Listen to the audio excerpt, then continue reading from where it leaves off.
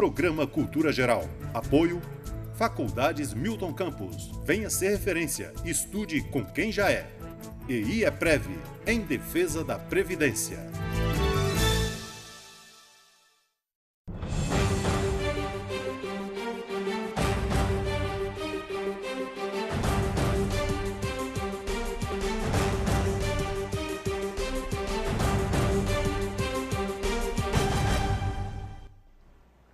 Muito boa tarde, começando agora mais um programa Cultura Geral.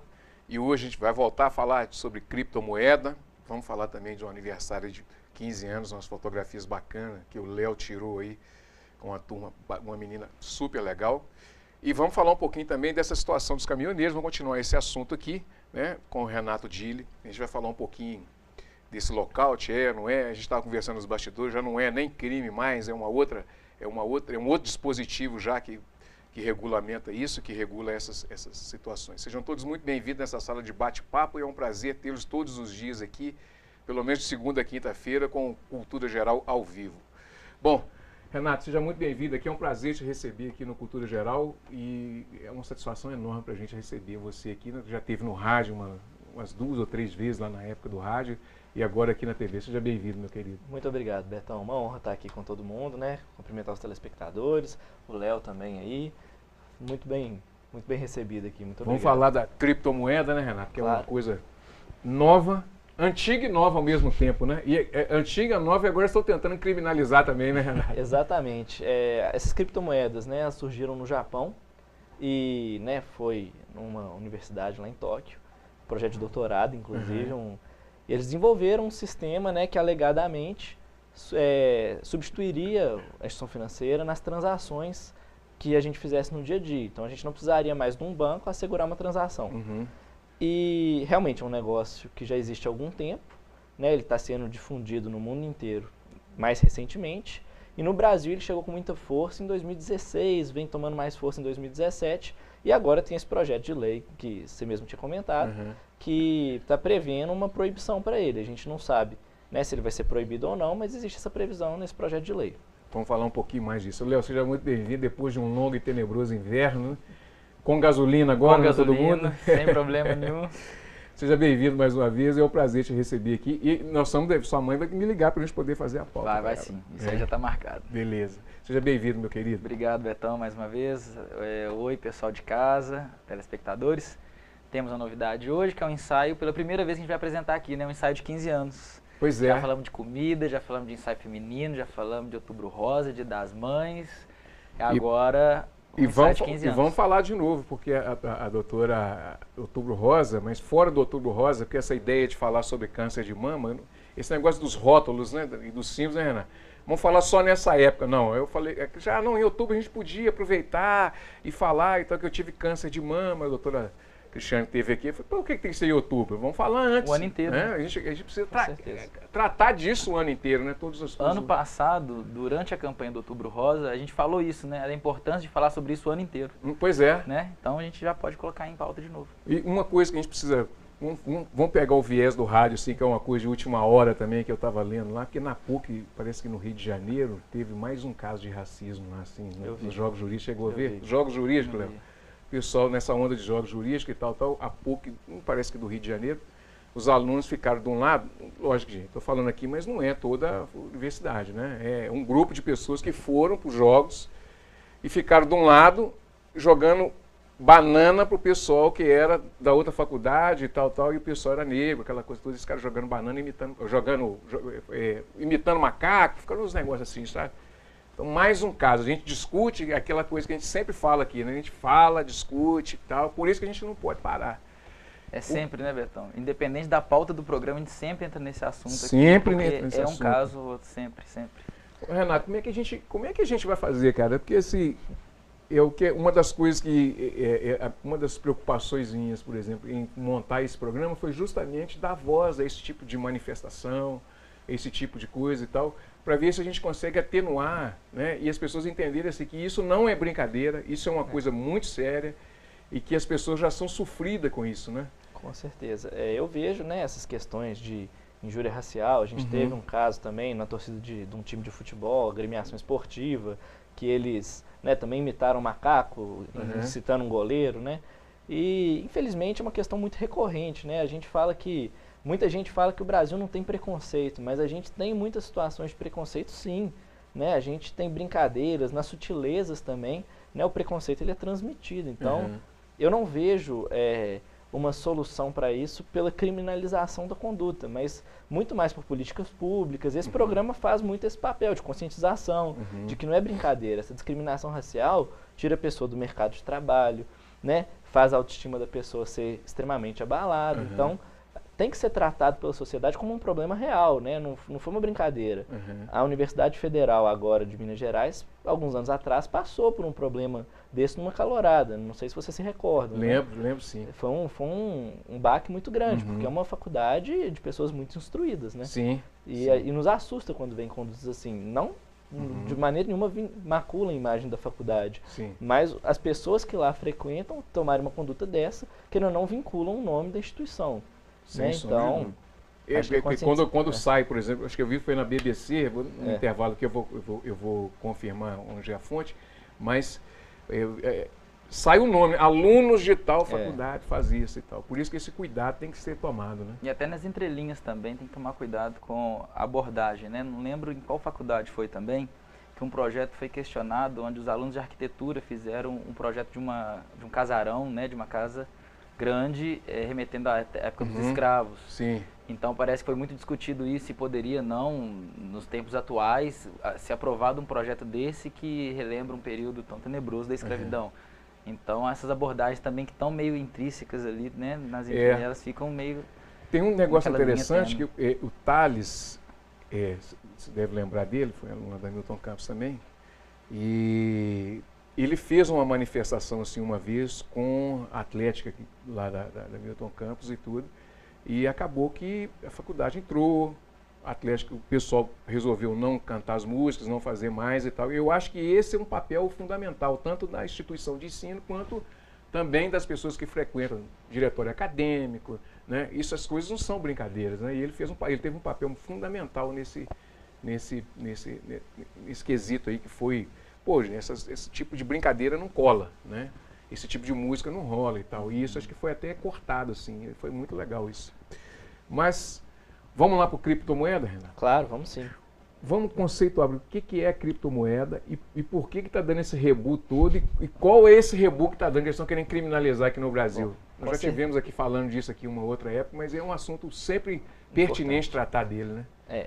Bom, a criptomoeda, na verdade, ela foi uma criação, igual eu falei, japonesa, que ela tinha, a primeira intenção dela era substituir a instituição financeira, era criar um dinheiro sem lastro. Qual que é a vantagem disso? A gente tem um dinheiro que não é inflacionável, ele é limitado a 21 milhões de unidades, elas são criptografias mesmo, são números primos. Ele tem uma criptografia X, ele pega um número primo tal, criptografa esse número primo numa chave, recriptográfica ele. Aí fica impossível de você saber qual que era o número primo, ou seja, você tem como transacionar informações de forma 100% segura. Qual que era o papel das instituições financeiras nas transações? A instituição financeira vinha e falava assim, olha, por exemplo, o Betão e o Léo aqui vão fazer uma transação financeira, mas você não se conhecem, um está nos Estados Unidos, o outro está aqui no Brasil. O que te dá confiança de fazer essa transação? Chega um banco para vocês dois, uma instituição financeira, e fala assim, eu garanto a transação. Se der problema, vocês estão segurados. Isso gera um custo da transação, isso aumenta o custo de cada transação, porque ele tem que contar com pessoas que não são honestas nas transações. O que a criptomoeda vem e fala? Não, a transação aqui financeira é perfeita, não tem como ter hackear, não tem como ter mandar duas vezes, não tem como prejudicar de nada. Então, a criptomoeda ela surgiu com isso. É uma criptografia digital que ela é vinculada a uma carteira, que é online também. Você faz um cadastro e tem essa carteira e eles transacionam. E isso foi sendo implantado em várias lojas, vários apartamentos. Por exemplo, nos Estados Unidos e no Japão você pode comprar apartamento com Bitcoin. Tem lojas em São Paulo de carro que aceitam Bitcoins. Só que aí, o que tem surgido essa grande discussão? Primeiro, é uma coisa incômoda para as instituições financeiras. Apesar do Banco Central ter emitido um parecer falando que o Bitcoin ainda não significava problemas para a livre circulação de moedas, o Banco Central Europeu já emitiu um relatório com algumas preocupações com a criptomoeda. E no Brasil, eu tenho visto muito assim, em grupos de Facebook, todas as redes sociais, isso tem sido comum, especulação financeira com criptomoeda. A Comissão de Valores Mobiliários já falou que criptomoeda não é valor mobiliário, não pode ser negociado como se fosse ações, mas a gente tem visto isso, né, eu já vi até inclusive planejamentos societários, estruturais de patrimônio, baseados em criptomoedas. E isso gera uma especulação financeira com um valor que não é estanque. Ele é um valor muito maleável ainda, extremamente. Quanto que está valendo um Bitcoin hoje? Salvo engano, e isso muda de segundo em segundo, mas salvo engano ele vale $25 mil. Pra você ter uma base, em 2015 eu comprei a R$1.600. Sim. Então a gente tem, né, esse crescimento de valor, só que tem quedas também abruptas. Teve uma situação numa instituição financeira chinesa que utilizava bitcoins, que ela foi fechada. Isso gerou um baque de 900% de queda do Bitcoin. Então você imagina, você tem um patrimônio de 10, no dia seguinte você tem 900% a menos, né? Então é bem grave. E é essa volatilidade que permite, por exemplo, que haja essa especulação, haja esse ganho, eu compro Bitcoin por um preço e vendo por outro, mas eu não estou usando a moeda para o que ela foi criada, que é para eu trocar por coisas, né? A ideia do dinheiro, da moeda, é você fazer o escambo, trocar por mercadoria. E ainda ela não chegou nesse ponto no Brasil, ela está na fase ainda de mera especulação. Né? Isso é um problema. A ideia de criminalizar seria um atraso na evolução do mercado de capitais?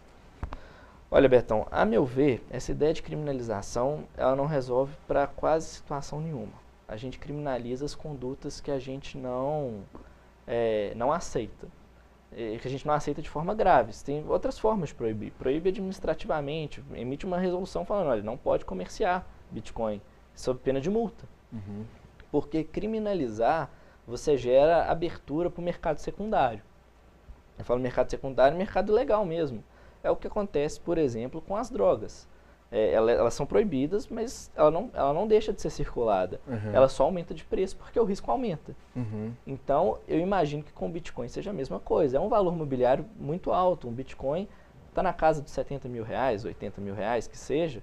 Se eu tiver ele, né, ilegal, se transitar com eles for ilegal no Brasil, o que eu vejo é que o preço dele vai aumentar.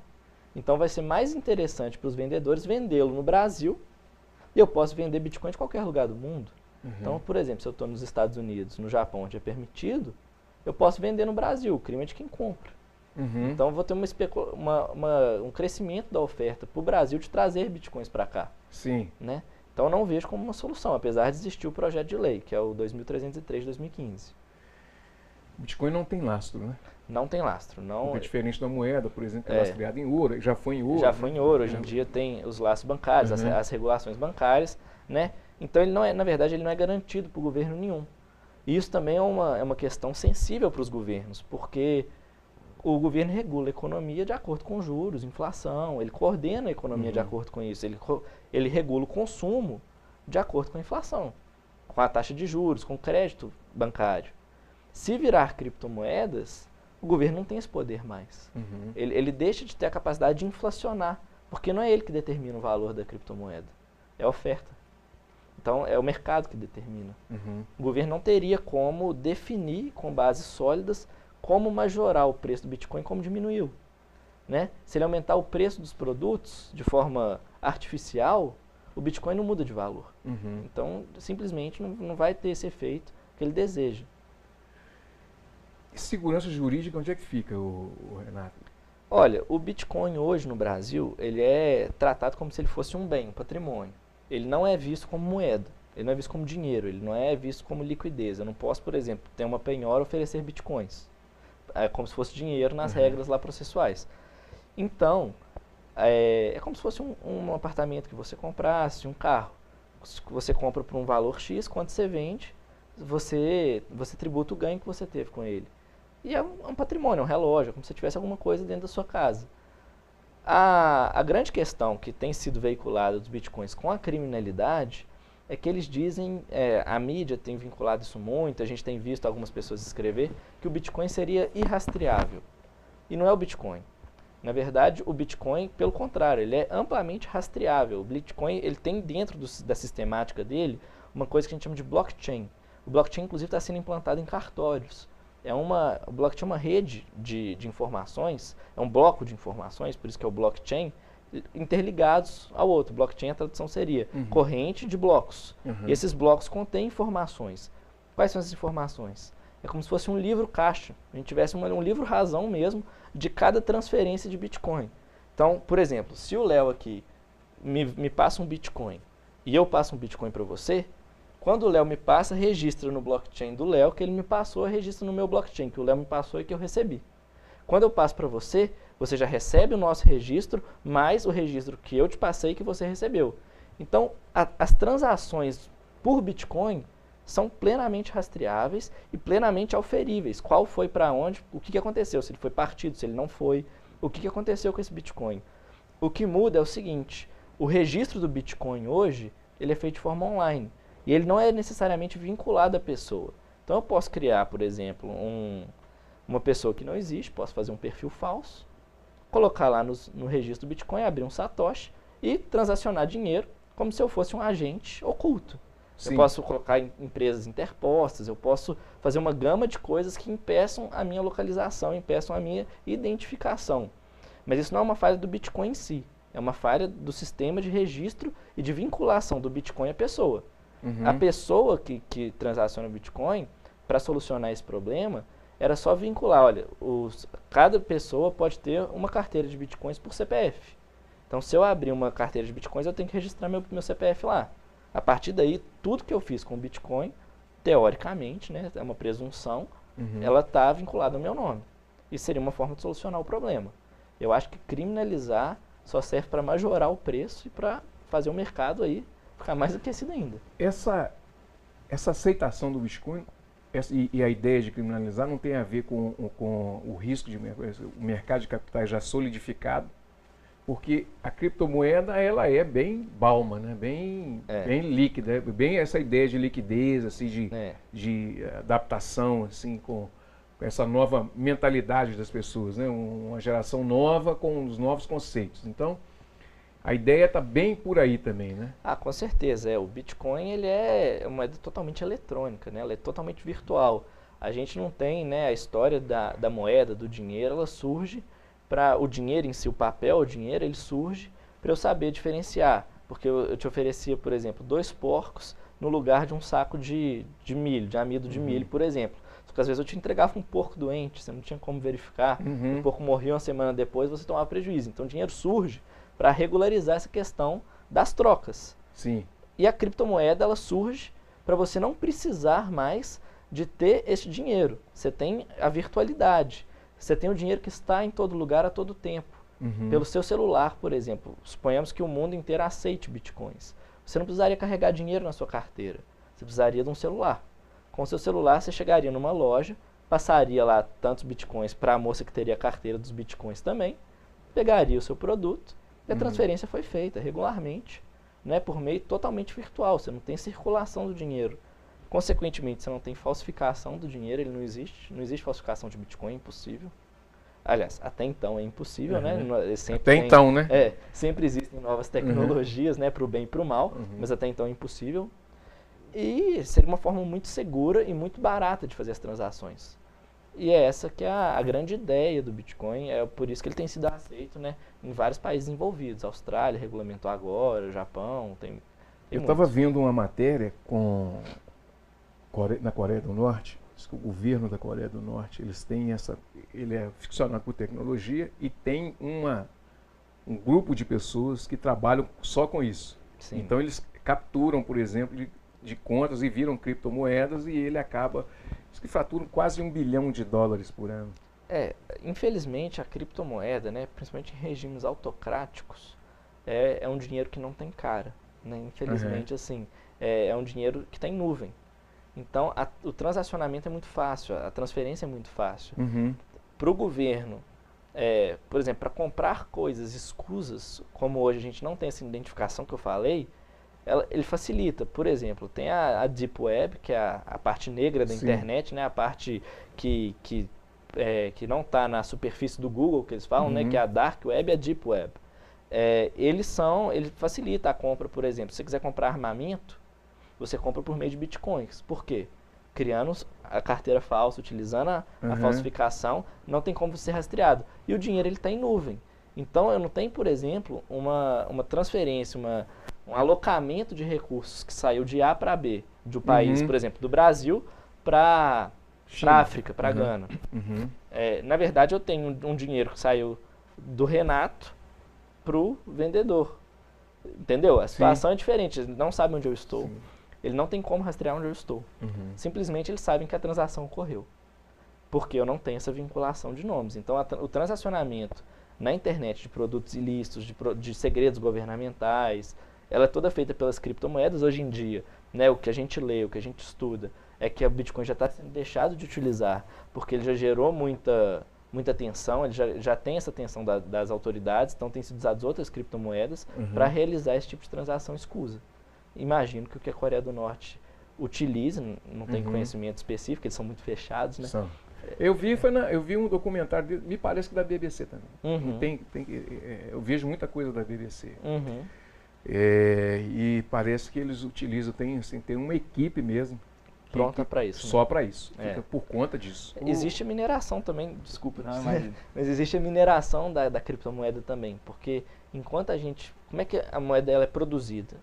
Ela é produzida de acordo com... Você tem que alocar uma certa memória do seu computador para produzir a criptomoeda. E é como se fosse uma casa da moeda, só que todo mundo pode ter sua casa da moeda, porque o limite de bitcoins, como eu disse, são 21 milhões. Então, eu posso produzir da minha casa, você pode produzir da sua. Quando chegar a 21 milhões, você vai ter simplesmente a parada da produção e o preço vai estancar de acordo com a procura. Então, o que a Coreia do Norte pode fazer, imagino que eles devam fazer, é o seguinte: eles devem ter centros lá governamentais de produção, eles chamam de mineração da criptomoeda. E eles vão minerando, produzindo. Por quê? Eles devem acreditar que isso aí deve substituir o sistema financeiro atual, deve substituir as instituições financeiras. O país que tiver mais Bitcoin vai ser o país mais rico. Né? Então, eles já estão correndo atrás disso aí também.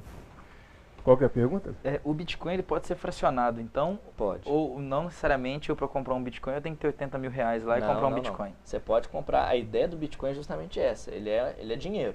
Né? Então, da mesma forma que você tem R$1 e você tem 100 centavos, você tem um Bitcoin e infinitos Bitcoins, frações do Bitcoin.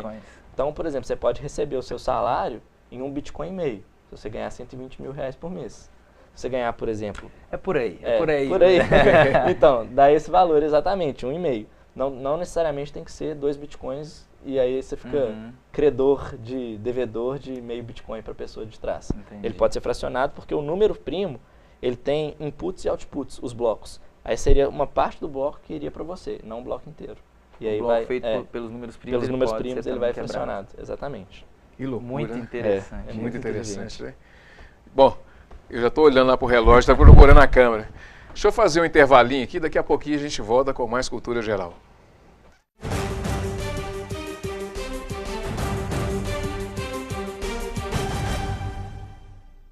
Apoio Faculdades Milton Campos. Venha ser referência. Estude com quem já é. EI é Prev, em defesa da Previdência.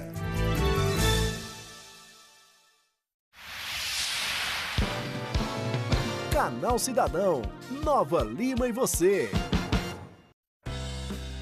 Nessa época do ano, quando o frio é intenso, é comum aumentar a ocorrência de gripes. Após a campanha de vacinação contra a gripe no dia 12 de maio, a Prefeitura intensificou as ações para imunizar principalmente os grupos prioritários. No dia da campanha, a cobertura geral do município em relação aos grupos prioritários foi de 68%, abaixo da meta que é de 90%, o que representa 14.675 doses aplicadas. Para atingir o objetivo, equipes volantes de saúde vão de porta em porta para vacinar os moradores e nas escolas das redes públicas e particular para imunizar os professores. Também foi realizada a busca ativa das gestantes cadastradas nas unidades de saúde para ampliar a cobertura vacinal. A meta é atingir 90% do público prioritário até o dia 1º, quando termina a campanha.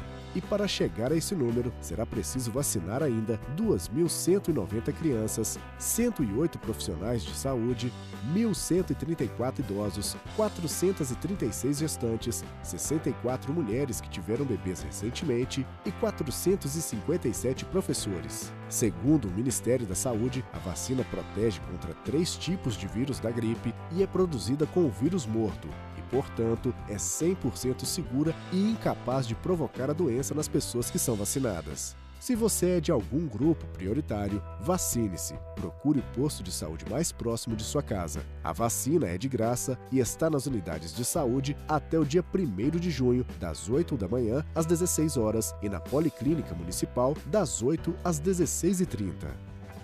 Saiba mais sobre as ações da Prefeitura em nosso site www.novalima.mg.gov.br, nas redes sociais Prefeitura de Nova Lima Oficial e no jornal A Cidade.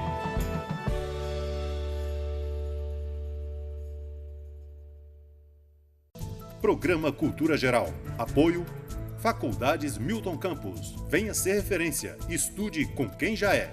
EI é Prev, em defesa da Previdência.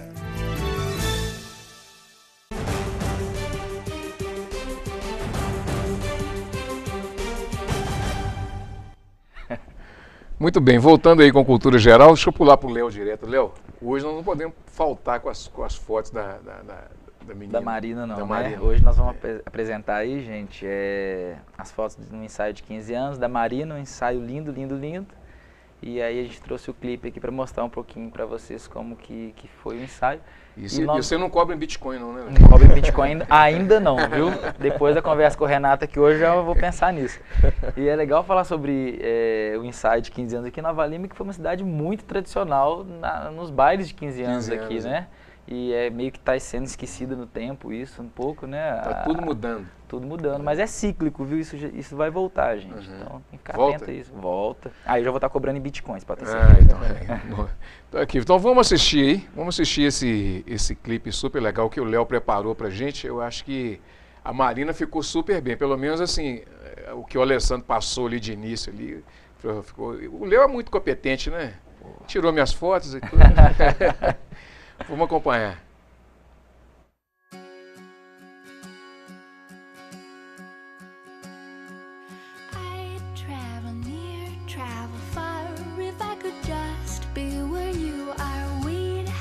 Show like performers living life on the go, and I'd tame bears and tigers just as long as I could walk on a wire, jump through a fire for you, hang from my knees on a trapeze while you make me spin.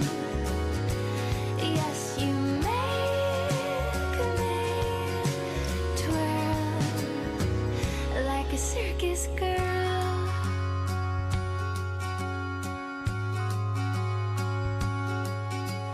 From overseas we'd acquire the most bizarre oddities and charge quite the fee for the people who will flock just to see. I wonder what they'd pay to see my heart on display. I'd walk a wire, jump through a fire for you, hang from my knees on a trapeze while you make me spin. Yes, you make me twirl like a circus girl. Maybe I'm too blind to see that I am just the clown who follows you around and round and round. But I'd walk a wire, jump through a fire for you, hang from my knees on. Muito bem, Marina. Parabéns, Marina. Ficou excelente. E eu olhando pro relógio, gente, que coisa, meu Deus do céu. Ficou excelente as fotos, ficou maravilhoso. E é filha do Maradona, né, meu grande amigo, né? Já passei muita bola debaixo das pernas dele. Mas foi legal o ensaio, Léo? Foi muito legal, o ensaio foi muito bacana, né? E assim, num clima super bacana, tava todo mundo lá, né? O Maradona tava lá com a Fafá também, curtindo o ensaio todo, teve um lanchinho depois bem gostoso lá, né? Aqui, um lanchinho, um pãozinho bem quentinho. Um pãozinho bem quentinho, com uma Coca-Cola. Agora a Alessandra deixa eu... Foi no estúdio lá na Rio Branco mesmo? Não, foi na casa do primo dela, se não me engano. Uhum. Foi no Veredas. Ah, sim. No Veredas. Aí, na casa de Maurício. E foi ao ar livre, Léo? A gente fez uma parte dentro da casa e uma parte externa. Então a gente foi intercalando. De acordo com a posição do sol, a gente olhando a luz como é que tava, a gente corria para dentro da casa, pegar um reflexo, pegar um feixe de luz entrando.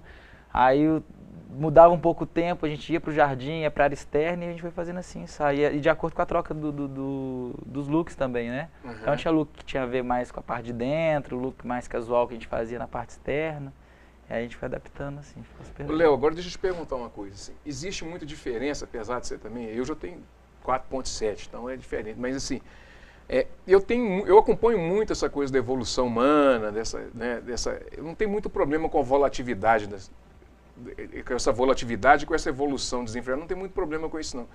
Mas a gente estava conversando nos bastidores assim, até o Renato também, está muito veloz assim, as pessoas estão envelhecendo mais cedo, vamos dizer assim, estão querendo, que a gente pensava em fazer barba, aquela coisa toda, mas a gente curtia a nossa época. Chegar logo aos 18 para tirar carteira, isso, né? E tal. Como é que você vê isso na fotografia, assim, as mulheres, assim, principalmente? Eu percebo muito isso, acho que sim, a perda da ingenuidade da adolescente, aquela coisa singela do 15 anos, aquela parte mais romântica, sim, digamos assim, da fase. Tá dando uma nostalgia essa hora que você está fazendo? Sim, porque a gente tem aquela ideia do romantismo, né, daquela coisa delicada do 15 anos, e hoje as meninas estão voltadas mais para quê? Para a sensualidade do 15 anos. Se sentir bonita para poder chamar a atenção do amiguinho da classe, que seja da rede social. Então, eu acho que isso muito por causa do volume de informações que a gente tem no dia a dia, de rede social e televisão, que fomentam a cabeça da criança ali, que ela já vai crescendo com uma outra visão, então tem essa evolução mais precoce mesmo, esse amadurecimento mais precoce. Sim. Então a gente tem que saber lidar com essa situação também, porque é uma situação de cotidiano nosso.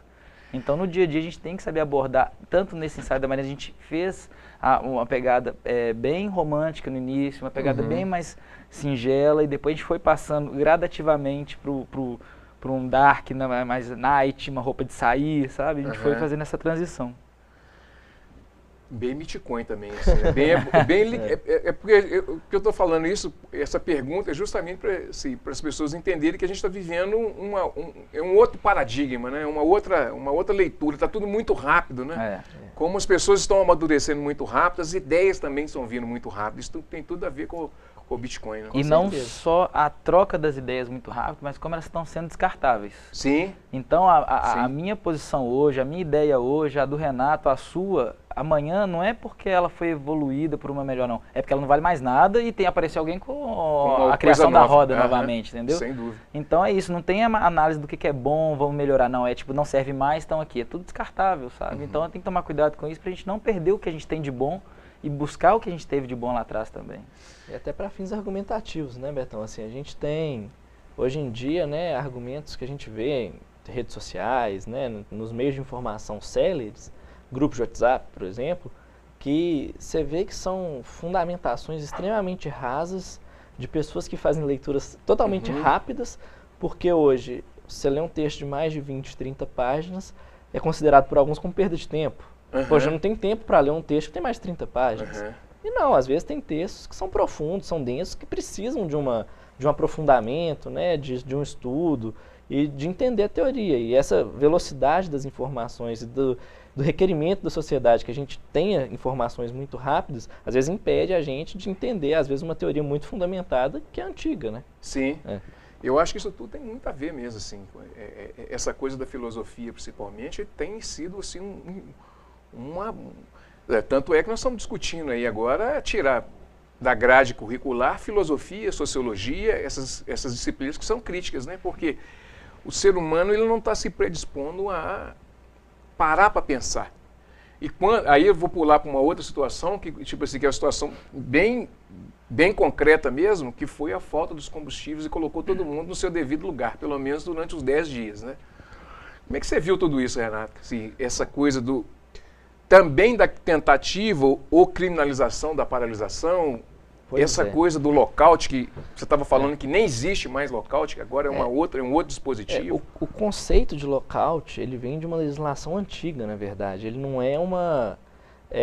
o que a Polícia Federal tem investigado, eu não tive acesso às investigações, cada processo, né? Você como jurista sabe muito bem, cada caso é um caso e tem que ser estudado, né? Mas, no caso concreto? O que prevê esse tipo de conduta é o Código Penal, em tese, né? Mas aí você já tem uma discussão, uma certa quebra de um paradigma que é constitucionalmente garantido, que é o direito de greve. Só por eu ser empresário, entendo empresário como pessoa jurídica, porque quando a gente fala empresário, você imagina um grande magnata, charuto na boca, né, dono do conglomerado ali. E a realidade não é essa. No Brasil, a realidade é que o empresário, ele passa muito apertado. Ele tem muita dificuldade. Então, por exemplo, um aumento substancial do preço de um combustível, ele não necessariamente, dependendo da situação dele, pode repassar para o preço.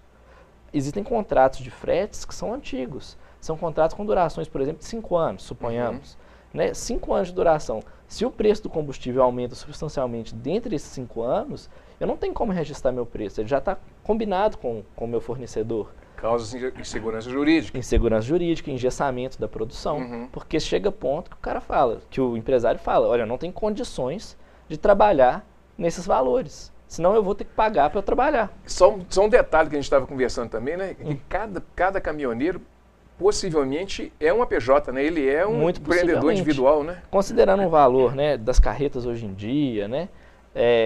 As grandes, a gente tem obviamente grandes frotas que têm empregados, etc. Mas até as grandes frotas não detêm, né, o maquinário todo por si só. Eles dependem da ajuda de terceiros para conseguir escoar a produção. A produção brasileira hoje ela é praticamente 100%, né? Essa foi a grande crítica que eu acho que a gente tem que tirar dessa greve dos caminhoneiros, é essa. Nossa produção inteira no país depende do sistema rodoviário. A gente tem que pensar em outros sistemas, porque senão a gente está criando efetivamente um quarto poder no Brasil. Judiciário, legislativo, executivo, caminhoneiros. Se eles quiserem parar, eles param o país de novo. E a situação chegou ao ponto que, imagino eu, que mais uma semana de paralisação, o Brasil parava efetivamente. Só para ter uma ideia, por exemplo, o programa não aconteceu, as coisas não aconteceram, a televisão ficou parada. Teve um dia que eu estava aqui, eu acho que era o único que tinha gasolina, assim. Eu tinha um tanque, deu uma sorte danada, porque uns 2 dias antes eu tinha enchido o tanque porque ia aumentar 20 centavos ou 15 centavos. Eu falei, já vou encher de uma vez? Isso foi na segunda. Quando foi na quarta, estourou a greve, né? Aí eu falei, ué, que sorte que eu dei, né? E aí eu levei o pessoal aqui para fazer uma matéria e tal. Então, assim, como é que mexe com a vida de todo mundo? Para tudo, cara. Não, se essa semana ainda tivesse parado, era o caos estabelecido. Era o caos estabelecido no país. Não, já teríamos, a gente já estava com falta de alimentos, né? Sim. Você via rede de fast food com portas fechadas durante o dia, coisa que você não vê normalmente. Supermercado com prateleiras vazias, né? Então... Eu fui comer um sanduíche, foi que dia? Esses dias para trás agora. Fui comer um sanduíche, a menina falou assim, não tem. Foi ontem. Nós não temos batata e não temos. Falei, então não tem. Não tem batata, sanduíche que não vem com batata, não tem sanduíche, né? É batata e uma outra coisa que não tinha. Falei, no que eu fui não tinha pão. Você me serviu um hambúrguer ali, um queijo? Não resolve, não. Mas não, o lockout nem existe mais, né? Pois não sei se foi, né? Aí a gente teria que analisar os processos que foram abertos, o que eles efetivamente estão investigando. Mas a paralisação das atividades inerentes ao interesse público, dolosamente paradas, isso é um crime do Código Penal. Mas o lockout que eu vi ser exposto na mídia é de uma lei mais antiga. Essa lei, em tese, já foi revogada. Então, ela não condiz com a realidade. Não sei se o termo lockout está sendo imprecisamente utilizado como um termo midiático, um termo necessário para a divulgação da informação, ou se tem uma imprecisão técnica mesmo, né? Para ter essa certeza, você tem que analisar cada processo. Caso a caso. A gente tem a abertura de, salvo engano, 39 ou 42 inquéritos. É caso a caso. É caso a caso, casuístico. Bom, alguma coisa, Léo? Só fazer um comentário nessas últimas 2 semanas, né, que a gente viveu essa Essa situação toda, né? Bem O sólida, né? Bem sólida e o tanto de coisas insólidas, né? Fake news. O tanto de que foi produzido fake news com segundas e terceiras intenções em cima de um problema comum. Sim. A gente tinha que olhar isso com muito mais atenção, porque vai chegar um ponto onde a gente não vai saber mais em quem confiar, onde procurar a fonte. Não existe mais nada disso. Não tem lastro. Pois Igual é. o Bitcoin não tem lastro, a gente não tem lastro mais da informação. Tudo isso está interligado nessa coisa da volatilidade mesmo. E assim, como lidar com isso vai ser... Eu até fiz um programa lá com o Diogo, no Compradep. É o papo aí da fake news, eu consegui fazer, peguei 17 minutos com ele lá, fizemos o programa, assim... na realidade é o seguinte, como é que nós vamos lidar com isso? Né? Porque o Estado também, como ele falou e você também fala, não é sair criminalizando tudo, porque... Se você sai criminalizando tudo, você tem um problema do Estado interferindo no controle de informações, entendeu? Então você tem uma série de problemas por trás disso. E essa liquidez das relações é que está fazendo todo esse movimento. Todo esse movimento. Muitas das vezes você pega, por exemplo, os casos dos caminhoneiros. É uma reivindicação, a meu ver, justa. Né? Justa, é um interesse justo. Sim. Veja só, todo mundo no Brasil arca com a carga tributária assassina. Ela Sim. mata os negócios, Sim. ela mata as empresas. Então, essa paralisação, a meu ver, ela está dentro do direito de greve. Sim. Direito de greve constitucionalmente garantido, que tem que ser respeitado pelo Estado. Agora, o que o Código Penal, acredito eu, quis criminalizar é você parar a produção dolosamente. É uma medida econômica. Vamos supor, eu vou parar minha produção aqui para aumentar o preço do meu produto, para eu continuar produzindo depois e eu lucrar mais. É uma conduta maliciosa para aumentar o preço. Sim. Nesse caso, não, eles estão brigando para diminuir o preço. Eles estão reivindicando, mas assim, olha, desse jeito não dá. A tributação já chegou num ponto que a gente está acabando com tudo.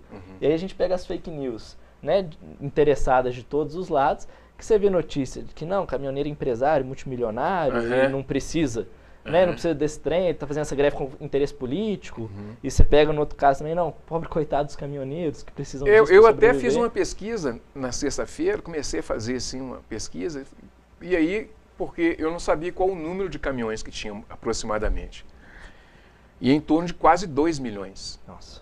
Então, 10 empresários detêm, os 10 maiores empresários do setor tem 50 mil caminhões. Então, assim, não é uma coisa de empresário, né? Pelo que parece. Assim, não é uma coisa, parece que é uma coisa de autônomo mesmo. E não tem, a gente, pelos esses números que você fala, a gente já pode concluir que não tem esse domínio desses empresários. Pois é. Porque se são 2 milhões, os empresários representam 50 mil, os maiores, eles não têm o poder de definir o que é greve e o que não é. Pois é. Né? Pois é. Eles não têm nem essa força. Né? Nem essa força.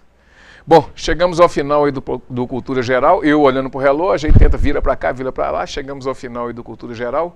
Amanhã tem mais, não percam, viu? E foi um prazer enorme falar aqui sobre Bitcoin, sobre lockout, né? E sobre as fotografias. Um grande abraço e até amanhã, se Deus quiser, com mais Cultura Geral.